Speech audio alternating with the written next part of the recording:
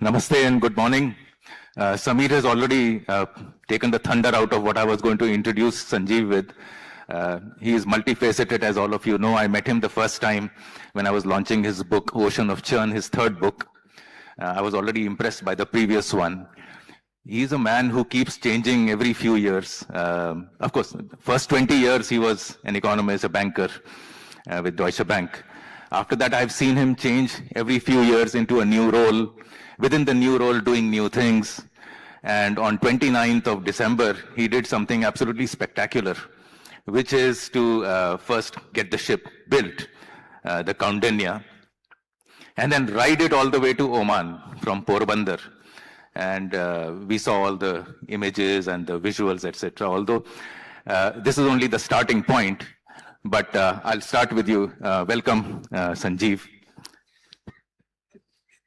You know, your journey from Porbandar to Oman sort of bridged what ancient India used to be in its shipping prowess. Somewhere down the line in medieval India and even in the modern India, we lost that.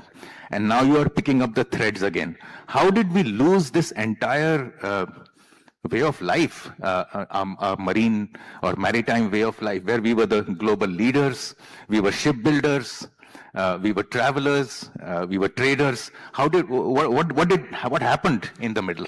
So, for those who weren't following the story, INSV Kaundinya is actually a ship built on 4th century AD principles, so 1600-year-old technology. It's put together by stitching the planks together with rope, so and using only technologies that existed at that point in time. As you can see some of the photos of it at the background. And what we did is we spent a couple of years building this ship. And then we, in late December, January, we took 17 days to cross from Gujarat to Oman to demonstrate that such ships were capable of these crossings. I myself was a part of the 18-member crew. So what was the purpose of this? The purpose of this is to demonstrate something that Indians themselves don't really appreciate, which is that India has one of the oldest maritime traditions in the world, going back 5,000 years. So before the Phoenicians, where we were exploring the Indian Ocean. And so it's not for nothing that India is the only country in the world that actually has an ocean named after it. Now, this tradition continued very strongly into modern times, but with slowly diminishing returns. So till about the 12th century, India was the dominant maritime power in the world. We were trading on one side with the Arabs, before that with the Romans, and on the other side we were sailing to Japan and Korea and China and so on. And then from that point on, we see from the 12th century onwards slow but steady decline. It didn't completely disappear. Indians were still sailing, say, from Gujarat to Oman and so on. We still had a shipbuilding tradition. I mean, the Trincomalee, for example, was built in Mumbai. So it's not that it completely disappeared, but yes, it is true that we, for several hundred years, became diminished power. And there is a long story why it happened, but certainly one part of it was that during the medieval period, the sacking of the temples meant that the financing of these great voyages suddenly collapsed. So people forget that in Hindu temples had a lot of gold, not because the kings were handing over all their gold to the temples. Indian politicians, even in medieval times, were difficult to separate from their money. But the temples had a lot of gold because they were basically banks. And they were financing not just these voyages, actually these voyages were being done by these corporatized guilds, almost like modern companies. And they had names like the 500 because they had 500 shareholders, or Manigramam and so on. And these were financed by these temples. So once during the Turkic invasions, the temples were sacked, the entire financing system of Indian maritime power collapsed, and it never quite recovered again. And the attempt now is to try and bring that back in some fashion. So let me take that forward. If you want to take it, you want to reclaim the ancient glory, but with modern techniques. We will need to build some form of maritime consciousness. It's not enough just to build ships or break them or make them go here and there, but I think there has to be a larger awareness, not only among policymakers, but among people to examine the maritime, to look at the maritime as a consciousness, as a way of life. So this is an important issue that you've talked about, because India, despite having this long history and a very long coastline, somehow does not have a maritime consciousness till very recently. So if you read our history books, it's all about land-based things till, well, the British turn up and colonize India. So this is an important thing, and let me give the audience some sense of this. If you take India's exclusive economic zone, which is the maritime zone, then actually India's size is 70% larger than its pure land mass. So India's maritime zone is 70% the size of its landmass. Yeah. And if you take it from a maritime perspective, India's largest state is actually Andaman and Nicobar Islands. The area of Andaman and Nicobar Islands, including the maritime zone, is double the size of our largest land state, which is, I think it's Rajasthan or Madhya Pradesh. You can check that. But it's double the size of that. So when you begin to think about it in maritime terms, things look very different. Let me give you another sense. You know, when we think of our geopolitical vulnerabilities, we tend to think of our land borders. But let me show you from a maritime perspective what our real vulnerability is. 90 to 95% of all our goods trade is carried by foreign ships. Okay? So, if you really want to get India into trouble, all you really need to do is actually to get 3 or 4 of the largest shipping lines to boycott India for some reason. And this would really cause severe stress to the Indian economy. Why? Because India only has 480 functioning seagoing vessels. I'm not taking fishing trawlers into account, but proper tankers and other things. Just 480. Out of how many that we use? We use thousands. I mean, as I said, 90 to 95% of all our trade is carried by foreign ships. So let me argue this. Is it necessary that we need to own every ship that belongs to India to protect our shorelines or our economic zones? Wouldn't the capacity for trade itself be incumbent on other countries to ensure that they deal with us? So, under normal circumstances, no. But as you can see right now, we are not in normal circumstances. Or, for example, there are periodic breakdowns during COVID and so on. And at that time, you have to control some part of your own fleet. So we need to have Indian-owned ships, we need Indian-flagged ships, and we also need Indian-built ships and containers. And to show you how lopsided this whole system is, 55 to 60% of all the ships currently under construction or newly constructed were done in China. Another 20% Japan, another 20% South Korea. So if you combine those 3 countries in Northeast Asia, 95% of all the ships currently under construction are in that one region. Rest of the world combined is 5%, of which we are less than 0.5%. So you can see how vulnerable the rest of the world is to the shipping lanes and so on. And during times of stress, as now, it matters to be able to control your own shipping fleets. And we have the capacity to build ships, not naval ships and merchant ships. So I would argue that this is a very serious issue. And the good news is, in the last 2 or 3 years, we have taken this very, very seriously. We have changed all our ship flagging and ownership rules just a year ago. We have given a 70,000 crore package for shipbuilding.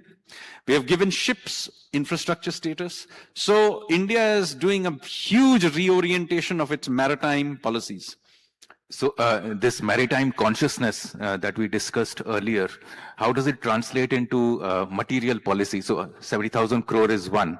What other things need to be done in order to let's say, if we are to de-weaponize other countries from hitting us and make our own. So, So as I said, Atmanirbharta in yes. shipbuilding. So you have to understand one thing about shipbuilding. Not every country can do this because shipbuilding requires a huge ecosystem. But India happens to be a country that should have actually a large shipbuilding industry. Why? Because what does shipbuilding need? It needs steel. India is the second largest iron and steel producer in the world. It needs young men because it is actually requires physical effort of welding. Shipbuilding is large, thousands of hours of welding. 3, it needs design capability. India is able to produce nuclear submarines, aircraft carriers. We have design capability. It needs a coastline. It needs its own demand so that it can order its own ships. So all of these ingredients exist in India, but for a number of reasons, for decades, our shipyards were lying empty. Thanks to sustained Navy orders, our building capacity in the last decade began to ramp up. And in the last year and a half, I'm pleased to say, we are not only getting Indian orders, but we are also getting foreign orders, serious foreign orders. And some of the world's largest shipbuilders like Hyundai, Mitsubishi, etc., they're looking to shift some of their shipbuilding activities to India. So this is a major push that India is doing. People tend to think of all the high-tech stuff, AI and chips and all that. But I would argue that shipbuilding is just as much a big priority area that India is pushing. It's like an infrastructure, and in any case, I think AI will be embedded into many of those shipbuilding procedures, particularly design. You mentioned steel. Don't ship needs a particular kind of steel which India may or may not be manufacturing? We are importing high quality steel from, let's say, South Korea and I think China. So there's obviously the quality of steel. Does India have that? Yes, we do. So first of all, depends what kind of ship you're building, obviously, and the part of the ship that you're building. We don't yet have the material sciences for the engine.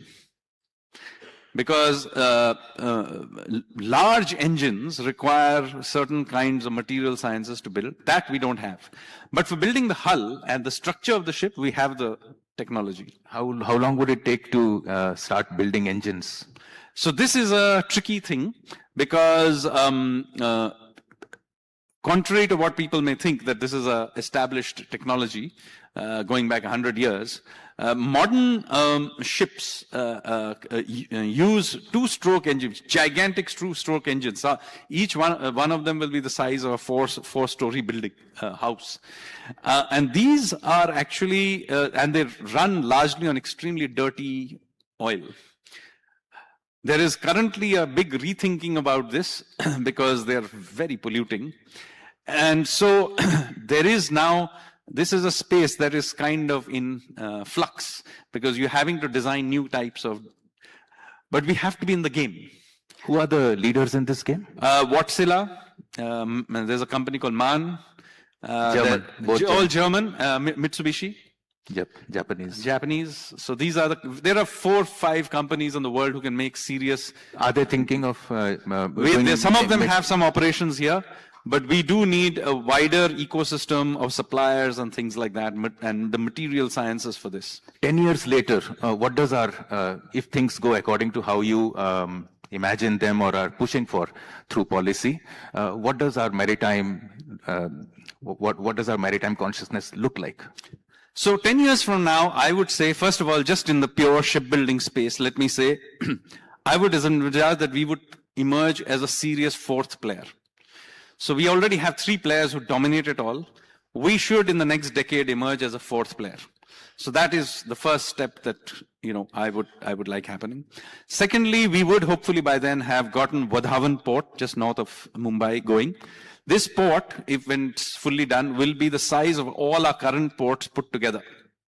So the first time we will have a port that is kind of, for want of a better metaphor, a Chinese scale port. Okay, so we will have a port, Wadhavan will be a port of that scale. Third, we will hopefully by that point get our Nicobar project going. So many things coming together. And also remember that every 40 days, our Indian Navy is adding a ship to its fleet. So the Indian Navy is one of the fastest growing, if not the fastest growing Navy in the world right now. We don't usually give credit to India's naval buildup. But the Indian Navy is a very serious player and is adding very quickly to its capacity. And you can see from various things that have happened in our neighborhood in recent times, not just this current Hormuz crisis, but also, the problem with pirates, for example, in the Red Sea, and so on, and that the Indian Navy has had an important role to play. So the Indian Navy is really ramping up. We have a absolutely state-of-the-art Navy port in Karwar, which has now got built up after decades of delay. So this is a sector that we are really investing into. So once we do head in this way, does this activity impact our GDP growth in any way? Will it be an accelerator? And if so, how much have you calculated? So it's very difficult to put a number on this, because the real benefit from this whole ecosystem, maritime ecosystem, is first of all, there are all kinds of ancillaries and spin-offs that are difficult to judge. But let's give you some examples. As I told you right in the beginning, Andaman and Nicobar Islands are our largest state. It's mostly maritime and also mostly unexplored. So you will remember just about 3-4 months ago, Honorable Minister Hardeep Puri made a statement that there are large gas finds just off the Andaman and Nicobar Islands. There are many things else that may be there. We just have not explored it. And this is, by the way, true of our entire continental shelf around us. So one of the parts of India that is almost entirely unexplored is our maritime space. You mentioned we have young people, etc., but if engine making is largely a German enterprise, and shipbuilding is going to start now, where is the on-ground, or let's say on-water talent that is needed to build these ships, these engines? So first of all, we do have some excellent institutes in India. For example, Kolkata has something called DMET. Now it's called the Maritime University. It's world class. If you go around the world, you'll be surprised. I mean, something like 20% of all the global fleets, the people running those engines are from India. Including in Germany. Everywhere in the world. So, and some disproportionate number of the people who are running the sailors, even in this current crisis, every time some Panamanian or Liberian sail ship gets into trouble, then you read the names of the captain or the sailors, you'll find a disproportionate number of them how do we draw them in Indian. How do we draw them into India? Of course, you don't have to draw them in before that, how do we encourage private companies to get into this business? So manpower is not the problem. We actually produce decent manpower around the world. We may be on the top 2 or 3 sort of nationalities running the world shipping lines. We don't own them, but the guys running the ships are Indian. So the question is, how do we create Indian shipping lines, an Indian national fleet, and so on? And historically, Indian shipping companies have been very, very conservative and mostly surviving because of some sort of protection. So my own view is that we need to be a lot more ambitious. Many things need to be done. I obviously talked about shipbuilding, but a lot of it is about financing. And so here we have given ships infrastructure status. Now, why is this an important thing? Till now, just believe it or not, an Indian ship was not considered infrastructure, which meant that you couldn't give it long-term loans. Now, a ship lasts for 30 years. It's a race between the revenues it's generating and the cost of financing it over 30 years. That's basically, it's a mathematics game. And of course, the insurance. Running a ship is actually not rocket science. We had not allowed ship owners to actually buy ships with 30-year loans. We have now allowed that. Now we need to create a whole ecosystem of finance behind it. It will come. Gift City, for example, is playing some role in this. But, first of all, we have to get rid of the rules and regulations that stop us from doing these things. Till now, our own So the deregulation that the Yes. government is generally talking about will have to... It's happened. It's happened for ownership. It's happened for flagging. It's happened for finance. Now that ecosystem is building out, it takes some time. But let me say, we are really expanding in this space. Great. Nice to hear. Any questions? We'll just open it out. Yes, sir.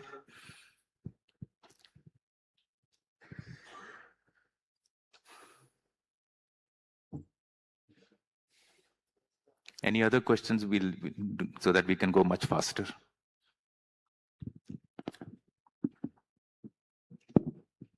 Yeah, and if possible, stick to the Why don't you just come to the mic, that person there?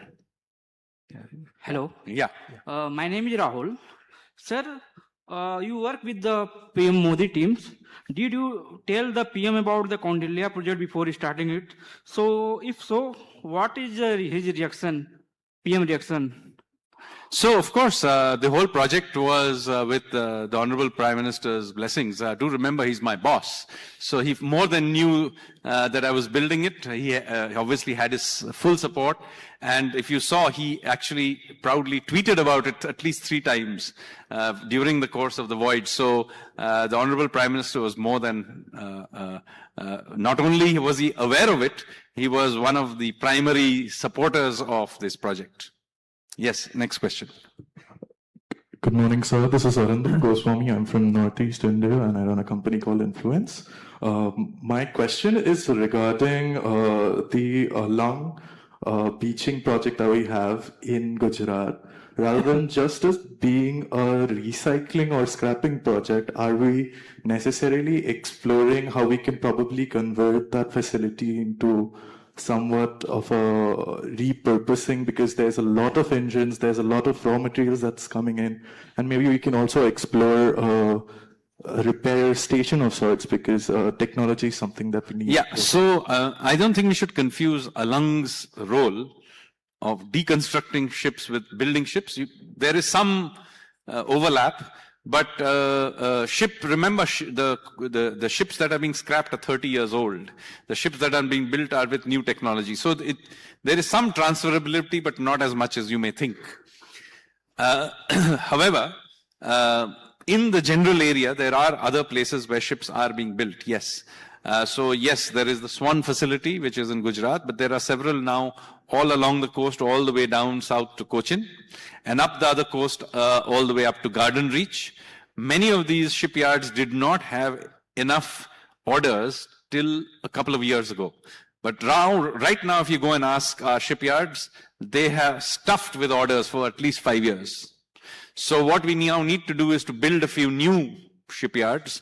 So yes, so we are now working on that. As I said, new shipyards are needed, and we are building completely brand new ports, some of which will have shipbuilding capability as well. Thanks. Hello. Good morning to all. I am from Floating City Limited, London, and I had submitted some proposal for the building of floating city in India. So I also come from the Chera dynasty. Can you just speak into the mic? Yeah. And the question, please. Yeah. The question is, the government will give sovereign bond or guarantee for bringing such projects, billion projects. I didn't understand the question. I didn't get it. Yeah, I am talking about shipbuilding sector. We had submitted some proposal to the PMO's office last couple of months before. I don't think this is the place for discussing proposals. I can't discuss specific projects. Yeah, I think we'll drop this question. Anybody else? Yeah. Anyone else? Hi, sir. Hi. I had a question. Like, obviously, you spoke about exploring the Indian Ocean, but we also have inland waterways like rivers, canals that have to be explored within the landmass that we exist in. So, what could you Very good say question. a little bit? So I think inland shipping also. So there is some scope for doing it, but do remember that the navigable parts of our rivers are limited. So you can do the Ganga up to a point, the Brahmaputra in Assam, but let's not. I know that discussion very often goes into inland waterways, but the scales of these are completely different. So while I agree that where it's possible, inland waterways should be done. But I am of the view that diluting a conversation on the maritime side with an inland waterways discussion is not helpful, because one is like 100 times bigger than the other. We'll quickly take the last question. Hi, sir. Yeah. Your sailing experience, please. Okay. We have only 23 seconds. Can Okay, in the 23 seconds, I'll say that was absolutely fantastic. Obviously, as I said, INSV Condinia was a ship with, other than communications, it had nothing modern in it. So, and you saw some of the photographs there. It gave a very good flavor of what it would have been in ancient times to have sailed across the Indian Ocean in a stitched ship. And, really felt proud of my ancestors who may have done these voyages all over the Indian Ocean. So, it was quite some experience. Thank you. Thank you very much, Sanjeev. And I personally, and I think many of us here, look forward to your next book on this journey. Thank you very much. Thank you. Mr. Sanyal, Gautam, thank you so much for this fantastic conversation. If I can invite you to the top of the stage for a quick photograph. While the photos are being taken, I do want to mention that we will start the next session in this room immediately. So that's called The Art of the Impossible, Finding Trillions for the Transition. Simultaneously, in the Shah Jahan Hall, just across the room, we will have a session titled Development by Design, Scripting the Next Global Growth Story. It's an open session, so those wanting to listen in to that can just walk over. This room...